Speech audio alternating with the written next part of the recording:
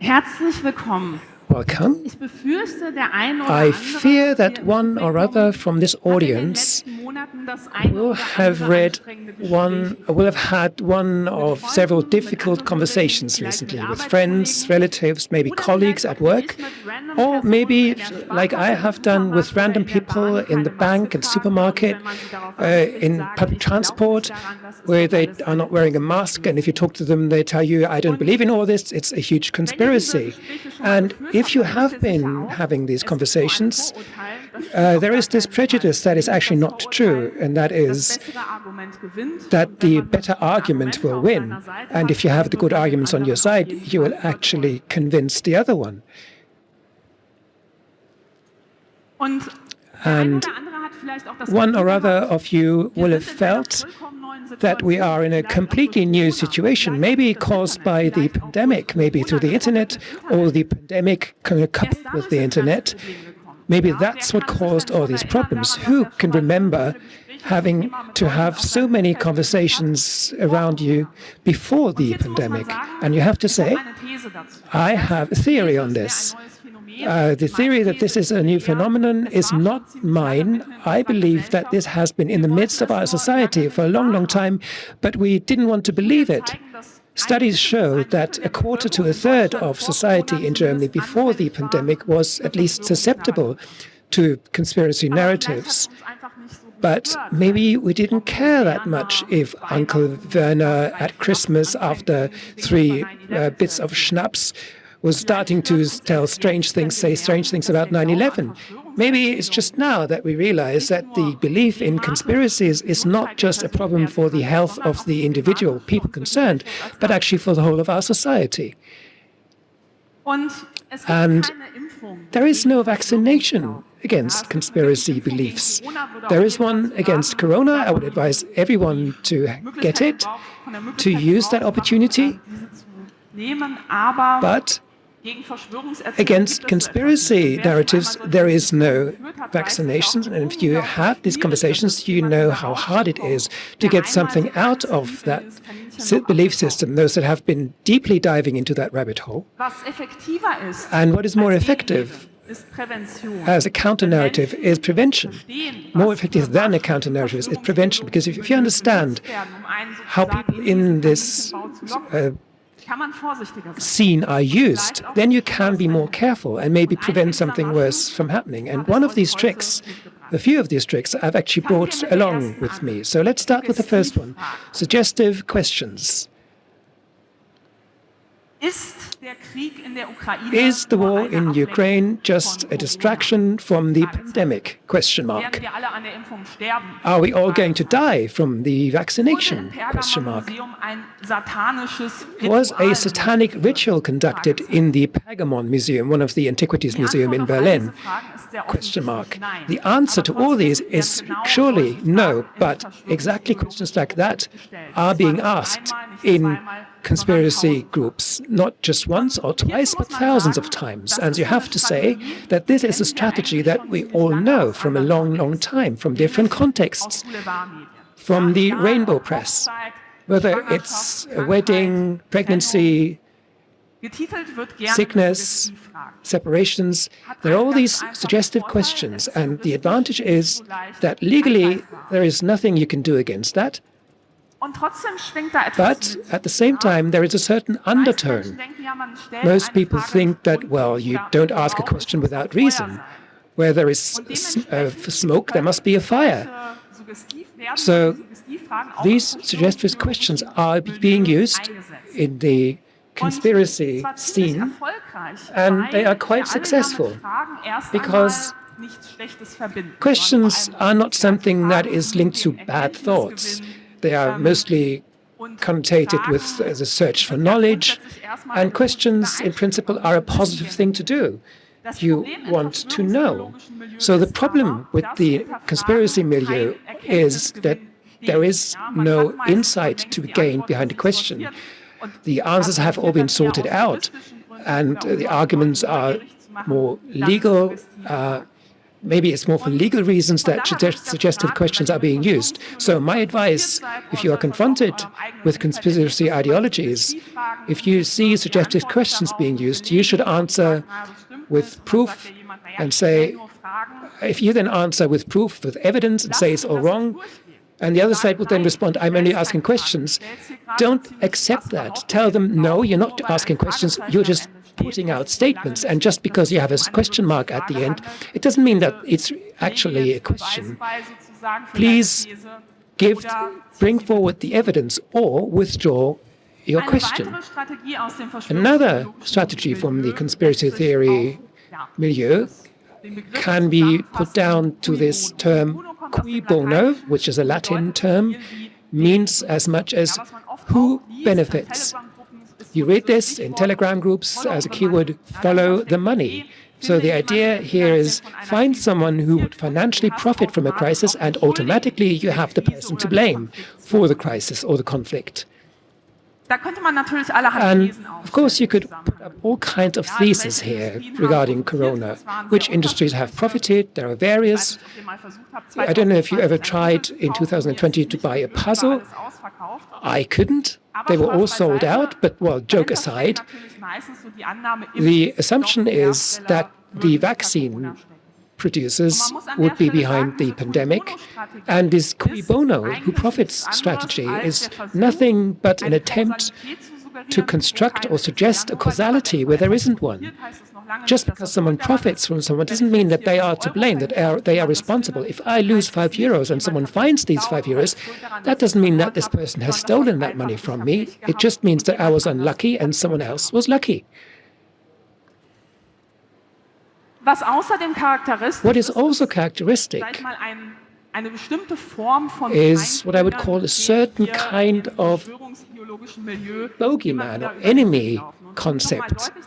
And to make clear what I mean with that, it's quite helpful to look at how scientific definitions of a conspiracy narrative look, because this is how it goes. A conspiracy narrative is an assumption about that people that are conceived as powerful or groups of people can influence important events in the world and therefore cause targeted damage to the population while keeping their objectives in the dark. So you can immediately see it's not about someone by accident, for example, there's an accident in a chemical factory and some people are damaged. No, this is about building a concept of an enemy, finding a bogeyman, about people that want to cause damage and want to profit from that. And that has an important function, because if I create the absolute evil, then in that same framework, I can become the opposite. I am automatically on the good side, the absolute good. QAnon people see themselves as heroes.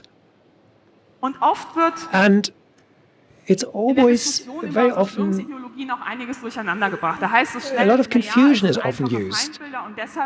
People say there are easy images of an enemy, so these conspiracy narratives are more simplified versions of reality. People can't deal with the complexity, so they take escape, refuge in conspiracy narratives. This is a very popular chart from the net that tried to compile all these theses about QAnon. I have to say this is a bit aged.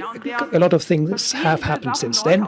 But if you want to understand why people from this milieu believe that various institutions were ganging up against Donald Trump, then somewhere hidden in there you find the answers. That is so complex, you could study it if it wasn't all nonsense. But although it is all so complex, they are very easy images to use, because at the emotional level, it's a very clear-cut picture. There is the evil, the good, and there is nothing really in between. And there is an interesting finding in this context from scientific research, where people asked, what are the people that are very susceptible to these narratives? And one finding was that people with a high conspiracy mentality are more likely to say in studies that they were actually involved, that they would get involved in a conspiracy if they were in a position of power. And that is what's called projection. You project from the way you would act yourself onto someone else. And if you take that over and use it in conspiracy narratives, you can say, oh, that's an interesting finding, which is quite different from what we see in overall society. But it makes it understandable why people can tend to believe these scenarios. And every hero story needs a rogue, and not just any rogue, but someone with charisma, someone who is well known, who is rich and powerful, who knows everything and controls everything. And you tend to think about Hollywood movies or even comic characters if you listen or look at these conspiracy narratives. And the reason for that is a certain kind of exaggeration. There are some narratives around Bill Gates. You surely have heard about all of them. They are all nonsense. But what is striking here is that within these stories, also, both the wealth and the influence that Bill Gates has are largely exaggerated. The fact is that he had started a foundation with his wife, which did receive a lot of money. But another fact is that the gross domestic product in the US or the European Union is far higher than the funds of this foundation. So to imagine that this foundation would be able to control the world, very hard to imagine. But there is a certain logic behind this. And it's really worth to look at these exaggerations because you find them everywhere. The more power you ascribe to an actor, the more plausible the story that you weave around it will seem. And that is a reason why a striking number of supervillains are used in these conspiracy narratives. And another characteristic of these so-called supervillains are, well, just like James Bond, they are incredibly intelligent. They make up an incredibly clever plan. You see all these charts. Even the Vatican or Lady Gaga are included in the scheme. But at the same level, they are quite stupid too. For example, they leave traces everywhere in speeches. They all talk about the New World Order quite openly, although, of course, you know that this way you can get onto them. And this image of this supervillain who gets overwhelmed, that really reminds me of these of the Bond movies that I really didn't like that much. To be honest, you have that showdown, and then James Bond enters the super secret headquarters, and in the end, the supervision usually only loses because he accidentally says something about his plan. So he spends 10, 15 minutes just talking about his extensive plan, and then can be defeated in that long time. If you look at how the conspiracy theory scene believes you can catch onto supervillains, you find really surprising things. So, for example, you might come to the conclusion that these people believe that supervillains care a lot about branding. For example, Illuminati allegedly rule the world, and that's why you see symbols on various buildings, on banknotes, and these symbols are a clear sign that there is a massive conspiracy at work. This is a picture I found it in a well-known forum where a user found a picture on Google Earth, zoomed into Google Maps in Washington, D.C., and discovered to his terror that this part of the street network there looks like a pentagram. And so he asks in this forum, what is behind this? Coincidence, or is Satan involved somehow? The answers to this question are actually quite interesting. Well, there's a line missing, so I'd say coincidence. But then there's another answer that says, well, on the other hand, the line was left out deliberately, so it's not too obvious. And that, again, is something that's very typical for a conspiracy theory community. You look for patterns where there are none. You interpret symbols as a supervillain branding instead of saying, well, these symbols are widespread and used by a lot of people. And there's also an interesting scientific study on this. So they took a group of people and they found that if we take this group that has a high conspiracy theory or strong conspiracy theory mentality, if we show them pictures that just have like random pixels, and we tell them some of these pictures have shapes hidden in them, then the group of people who has a strong conspiracy theory mentality, you got way more answers. Like here, and here, all of these pictures have shapes hidden in them. That means really, once you're within this mindset, you really have this feature, this way of thinking that you will find patterns where there are none. And that's something that's also related to statements that you keep hearing in this scene, such as do your research, connect the dots, that people essentially do a Google search and suddenly come to completely different conclusions than yourself. It's maybe also because they perceive the world in a different way and that they interpret facts in a different way, and that they might be more willing to see links or lines where they objectively seen there are none.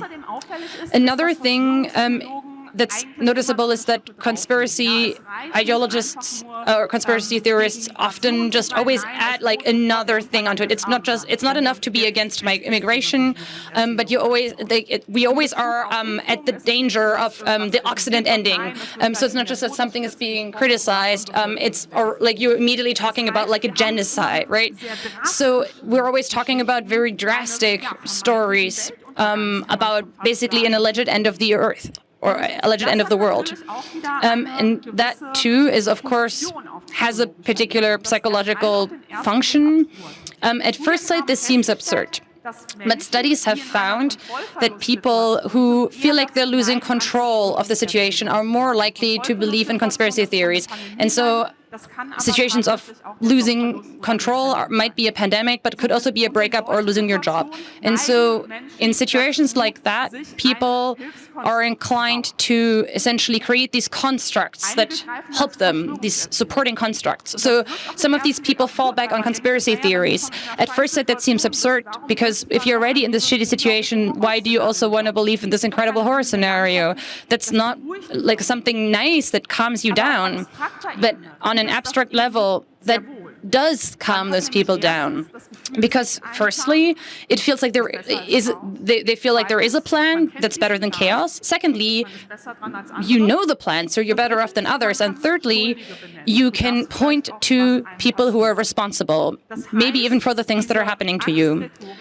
Which means that this fear-based rhetoric, in combination with conspiracy narratives, can lead to a kind of this circle, like endless circle of bad stuff. So people believe in this plan. This plan scares them even more. And that too is a finding from science, because over a long time, over an extended period of time, people keep developing more fears if they are essentially exist and move in these circles. And in an extreme case, when people are convinced that there is a major catastrophe that's about to happen, it's possible that this single topic begins to consume their entire life. Prepping is probably something that most of you have heard about at this point. It essentially describes people, or sometimes entire families, who come together and try to prepare for the worst case scenario. And I don't mean kind of having a few liters of water and some non-perishable foods at home, the way the government recommends it. No, these people are building their own bunkers. How can I participate in military trainings? How do I survive in the forest? Do I maybe have, maybe I buy like a tiny house somewhere in the countryside that I essentially equip so I can survive the civil war that I expect. And another interesting feature is that this particular scene really has created its own market. So there are classes, workshops. In some cases, you can buy weapons illegally because you're trying to protect yourself from this alleged civil war. And it's really noticeable that both the authors and the people who post a lot about this stuff online, it is extremely male-dominated. And there you might wonder why. Another thing that's also very noticeable.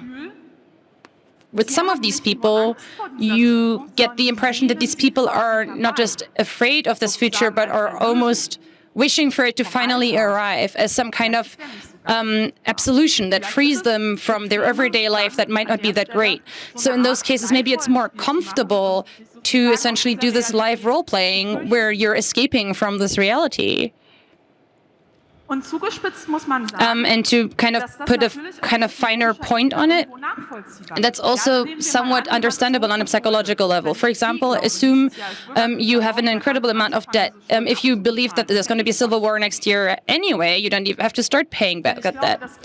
If I believe that everyone's going to die anyway, I don't have to start building a circle of friends because I have no idea who's going to survive. And I don't know about you, but for me, these narratives really remind me of Hollywood blockbusters about kind of the end of time. Usually there's Max or Paul or Matthew, who was kind of just an accountant before, had a simple life, wasn't great because he was left by, like, his wife left him, but then doomsday happens and he turns out to be a hero or a savior. He can exhibit all these qualities that he's always hoped he could show all of those people. All of those qualities come out and he can finally get that recognition that he has deserved all along. So prepping also has a psychological level for a lot of people. It gives people the impression that they are special. If not now, then maybe in the future. Problem is, so if people end up in this downward spiral, the more you focus on building the bunker, the less you focus on paying back the debt, the more, like, the higher and larger the debt gets, and the larger the bunker gets.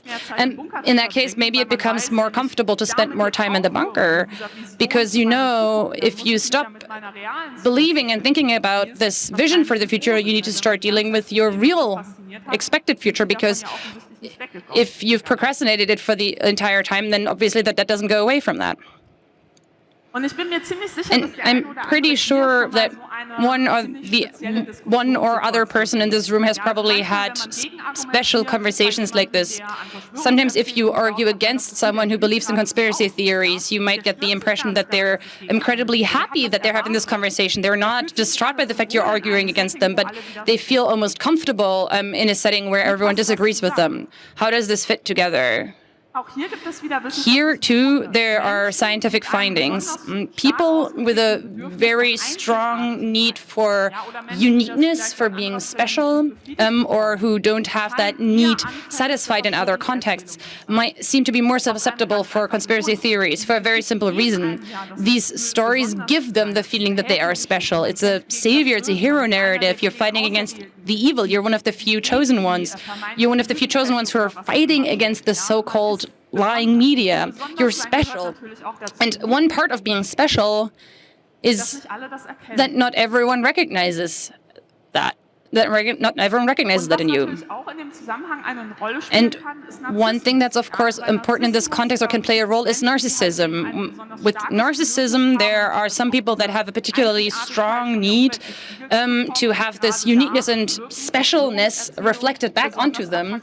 And that's when conspiracy theories start looking particularly attractive. And so in that case, this phenomenon of trying to be against the current at all times can have an interesting effect. For example, there are studies that show that people who believe in conspiracy theories sometimes believe completely contradictory things at the same time. So one example, there was a survey in 2001.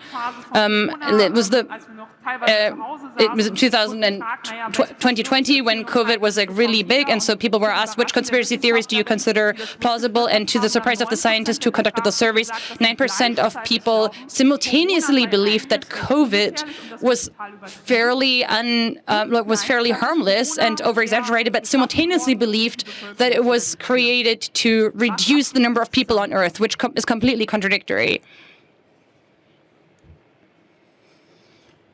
Another phenomenon in the conspiracy theory culture is a very strong remix culture.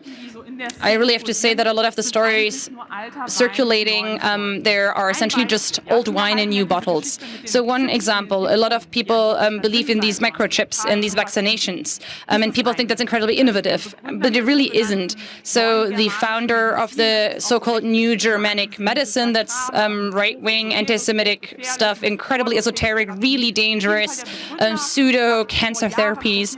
So the founder of that said years ago that there was a Jewish world conspiracy that controlled medicine, and as part of this conspiracy they were including these chips in vaccinations, which are then controlled by satellite. So you have to say, again, not a news story, but just a result of this strong remix culture. So when Marie Kondo comes to a conspiracy theorist and says, well, let's put everything out there that you collected over the years and look at it and ask yourself, does it spark joy? The conspiracy theorist would always say, yes, I feel the spark. Of course, absolutely. I want to keep all of these. Could be useful at some point.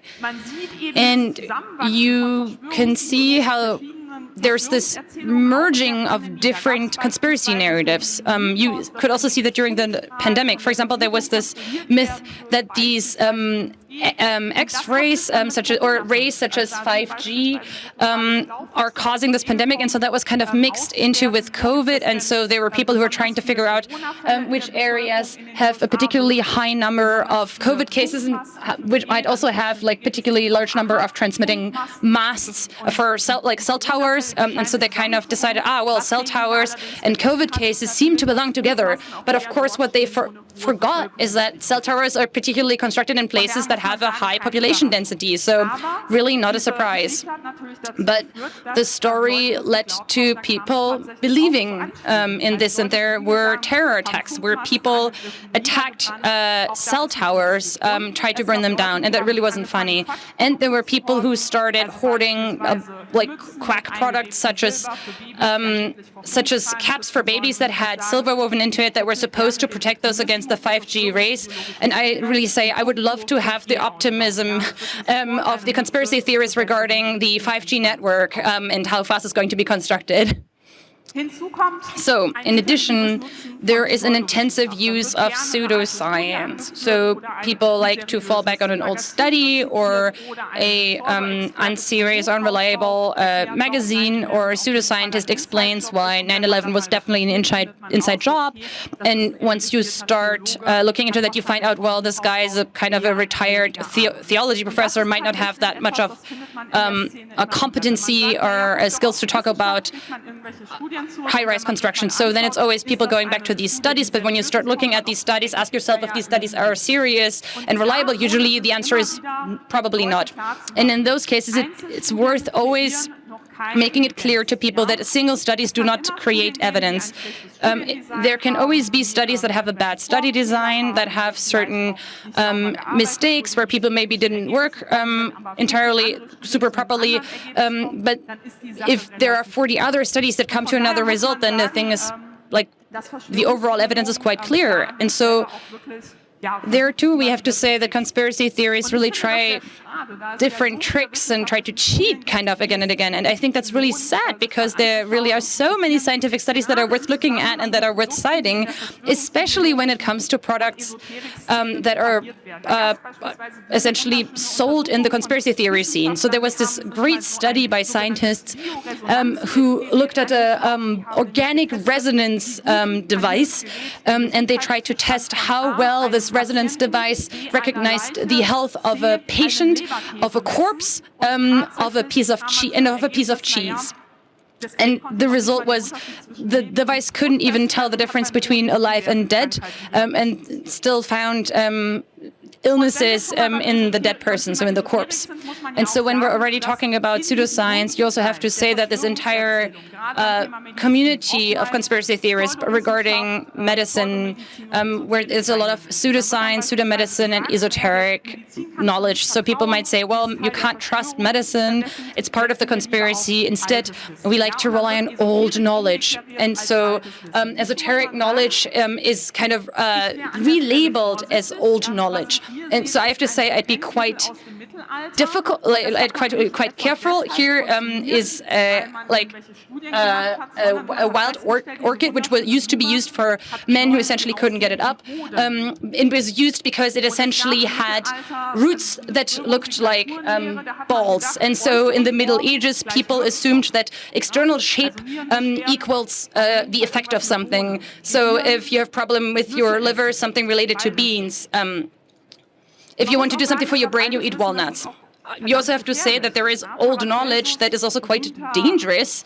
So Paracelsus, important famous figure from the history of medicine, he recommended putting mummy balm into wounds. So he would essentially take pieces of a corpse. I wouldn't recommend this to anyone who wants to keep using their limbs, but that too is old knowledge.